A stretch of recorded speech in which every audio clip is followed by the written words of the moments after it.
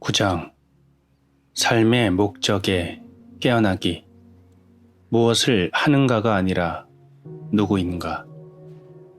당신의 삶 전체의 여행이 궁극적으로는 이 순간에 내딛는 발걸음으로 이루어져 있다.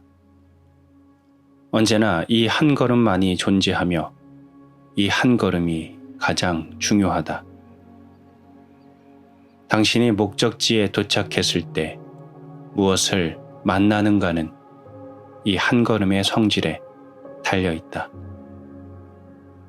미래가 당신을 위해 보관하고 있는 것은 당신의 지금의 의식 상태에 달려있다. 단순한 생존의 문제를 넘어서자마자 의미와 목적에 대한 의문이 당신의 삶에서 가장 큰 중요성을 갖는다.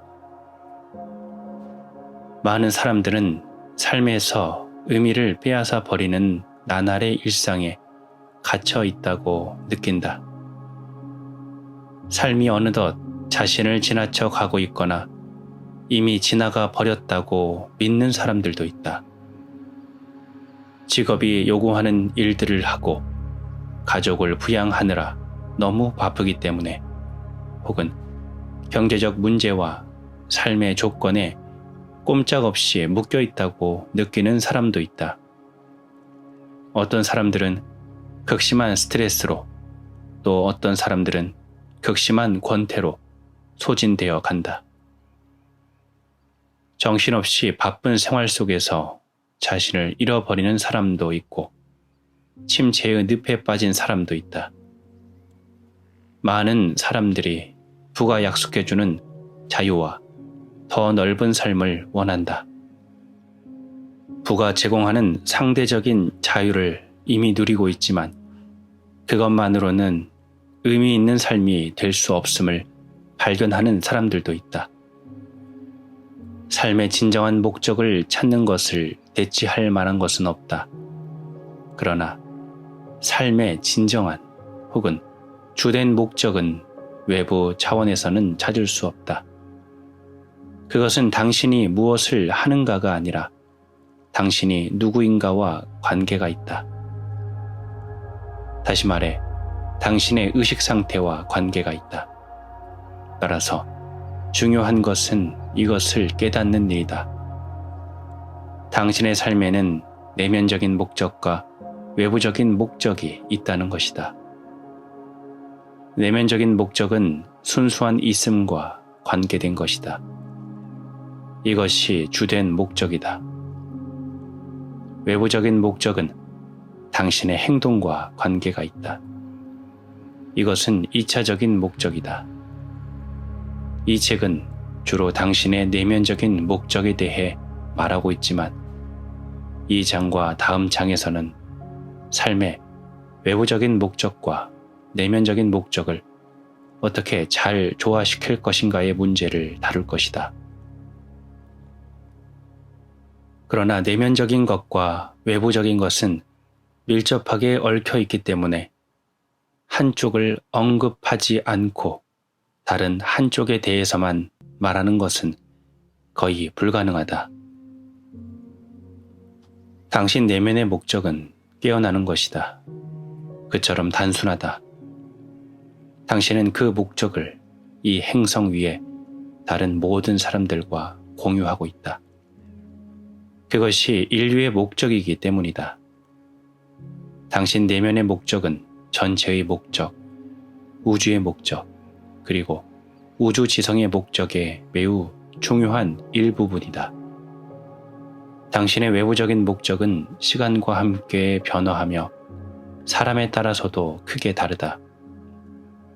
내면적인 목적을 발견해 그것과 조화를 이루며 살아가는 것이 외부적인 목적을 이루는 토대이다. 그것이 진정한 성공의 기초이다. 그런 조화 없이도 노력과 투쟁, 굳은 결의, 고단한 시도와 영리함을 통해 어떤 것을 성취할 수는 있을 것이다. 그러나 그런 노력 속에는 기쁨이 없고 결국엔 어떤 형태의 고통으로 끝을 맺는다. 깨어남. 깨어남은 그 안에서 생각과 알아차림이 분리되는 의식 속의 전환이다. 대부분의 사람들에게 그것은 하나의 사건이 아니라 겪어가는 과정이다. 갑작스럽고 극적이고 거꾸로 돌아갈 수 없을 것처럼 보이는 깨어남을 경험하는 사람도 드물게 있다.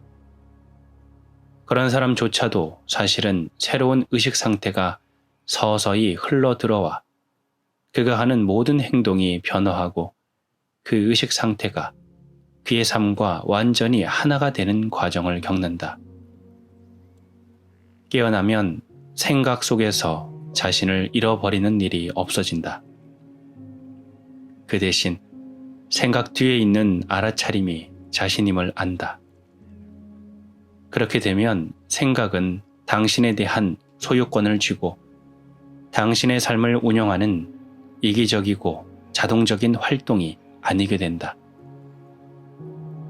생각 대신 알아차림이 주도권을 잡는다. 생각은 당신의 삶의 주역이 되는 대신 알아차림을 위해 봉사하게 된다. 알아차림은 우주 지성과의 의식적인 연결이다. 알아차림을 다른 말로 표현하면 현존, 즉 사념 없는 의식이다. 깨어남의 과정으로 들어가는 것은 신의 은총과 같다. 당신은 그것이 일어나도록 만들 수도 없고 그것을 위해 자신을 준비시키거나 그것을 위해 공적을 쌓을 수도 없다. 비록 마음은 깨어남으로 인도하는 자활자인 일련의 논리적 단계를 매우 선호하겠지만 깨어나기에 적합한 인간이 먼저 되어야만 하는 것도 아니다. 반드시 그런 건 아니지만 깨어남의 과정은 성자보다 먼저 죄인에게 찾아갈 수 있다. 그래서 예수는 존경받을 만한 사람들뿐 아니라 온갖 종류의 사람들과 어울렸다. 깨어남에 대해서 당신이 할 수 있는 것은 아무것도 없다. 무엇인가를 하려고 해도 그것은 깨어남이나 깨달음을 가치 있는 소유물로 추가함으로써 자신을 좀 더 중요하게, 크게 보이려고 하는 에고의 시도가 될 것이다. 깨어남 대신 깨어남이라는 개념을 마음에 덧붙이거나 깨어있는 사람이나 깨달은 사람은 이럴 것이라는 정신적 이미지를 추가하고서 그 이미지대로 살려고 노력한다. 당신이 자신에 대해 가지고 있는 혹은 다른 사람들이 당신에 대해 가지고 있는 이미지에 맞추어 살아가는 것은 진정한 삶이 아니다. 그것은 에고가 연기하는 또 하나의 무의식적인 역할에 지나지 않는다. 만약 깨어나기 위해 스스로 할 수 있는 것이 아무것도 없다면, 그리고 만약 그것이 이미 일어났거나 아직 일어나지 않았다면, 어떻게 그것이 삶의 주된 목적이 될 수 있는가? 목적이라는 것은 당신이 그것에 대해 무엇인가를 할 수 있다는 의미가 아닌가? 첫 번째의 깨어남, 사념이 사라진 의식을 짧은 순간 경험하는 그것은 당신 쪽에 어떤 행동 없이 신의 은총에 의해서만 일어난다. 만약 이 책의 내용이 이해할 수 없거나 무의미하게 여겨진다면 그 경험은 아직 당신에게 일어나지 않은 것이다. 그러나 만약 당신 안에서 무엇인가가 이 책의 내용에 반응한다면, 만약 이 안에 어떤 진리를 알아본다면 깨어남의 과정이 이미 시작되었음을 의미한다. 일단 그 과정이 시작되면 에고의 방해를 받아 지연되는 일은 있어도 되돌릴 수 없다. 어떤 사람에게는 이 책을 읽는 것으로 깨어남의 과정이 시작될 것이다. 또 어떤 사람에게는 이 책의 역할이 자신이 이미 깨어나기 시작했음을 알도록 돕고 그 과정이 더 강렬해지고 가속화되도록 돕는 데 있다. 이 책의 또 다른 역할은 사람들이 자기 내면에 있는 에고를 알아보고 그 에고가 자신을 다시 지배하려 하고 알아차림을 흐려지게 할 때마다 그것을 알도록 돕는 일이다. 사람에 따라서는 자신의 습관적인 생각, 특히 전 생애 동안 동일화되어 온 끊임없는 부정적인 생각들을 갑자기 알아차림으로써 깨어남이 일어나기도 한다. 생각을 알아차리지만 그 생각의 일부가 아닌 알아차림이 갑자기 일어나는 것이다. 알아차림과 생각은 무슨 관계인가?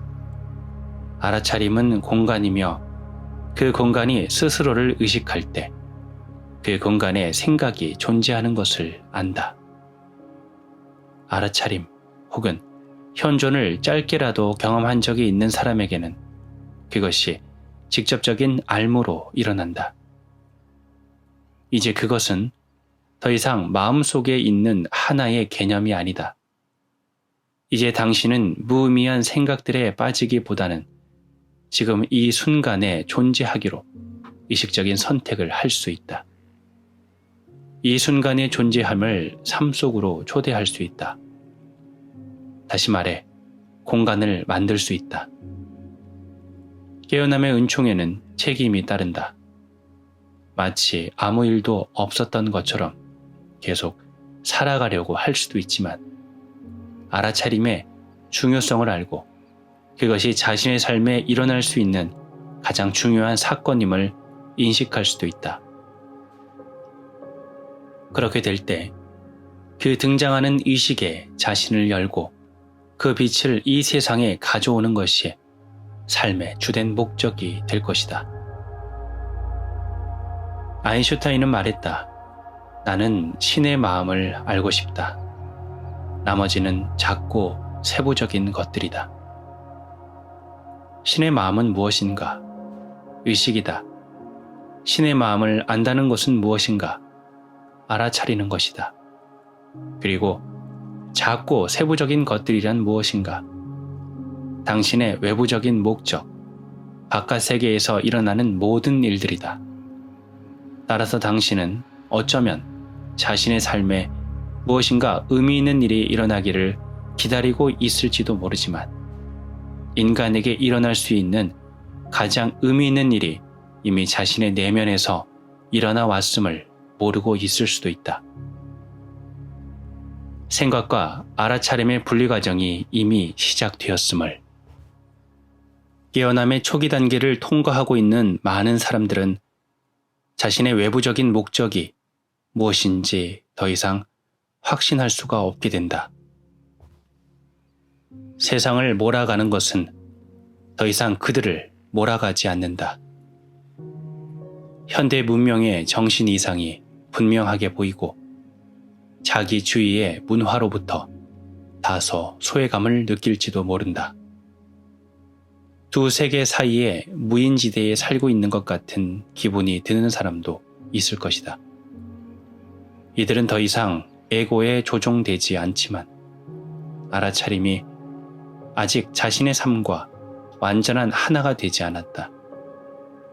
내면적인 목적과 외부적인 목적이 아직 하나로 합쳐지지 않은 것이다.